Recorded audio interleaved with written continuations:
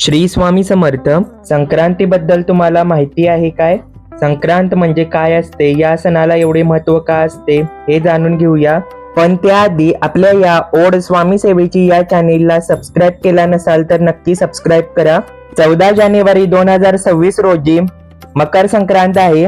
जीवनातील नैराश्य, नकारात्मकता दूर करणारी आणि सूर्यासारखे तेज घेऊन येणारी ही मकर संक्रांत असते.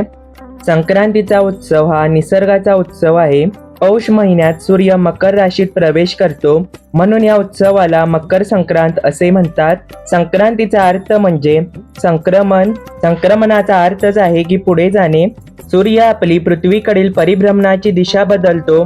तो उत्तरेकडे सरकत जात असतो, म्हणून त्या काळाला उत्तरायणही म्हणतात. दक्षिणेकडे सरकल्यावर दक्षिणायन असे म्हणतात. हे दक्षिणायन म्हणजे देवांची रात्र असते आणि उत्तरायण म्हणजे देवांचा दिवस असतो. या सणाविषयी कथा अशी आहे की पूर्वी संकासूर या नावाचा एक दैत्य होता. तो खूप उन्मत्त झाला होता. त्याचा नाश करण्यासाठी देवीने संक्रांती रूप धारण केले. ही देवता 60 योजनेत पसरली असून तिचे ओठ, नाक लांबलचक व 9 हात अशी तिची आकृती पुरुषासारखी आहे. संक्रासूर आणि निरांसूर अशा 2 राक्षसांचा वध केला, म्हणून या दिवसाला तिच्याच नावाने ओळखतात.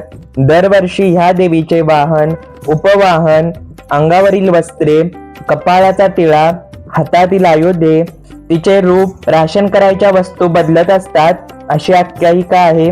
दिनांक 14 जानेवारी 2026 रोजी मकर संक्रांत आहे. ही संक्रांत वाघावर बसून आली आहे. वाघ हे तिचे वाहन आहे, तर उपवाहन हे घोडा आहे. संक्रांती देवीने अंगावरती पिवळे वस्त्र धारण केले आहे, म्हणून या संक्रांतीला पिवळे वस्त्र, पिवळे दागिने परिधान करू नयेत. देवीच्या हातात गदा आहे. संक्रांतीने केशराचा टिळा लावलेला आहे. ही देवी वयाने कुमारिका स्वरूपाची आहे. तिने वासासाठी जाईचे फूल घेतले आहे.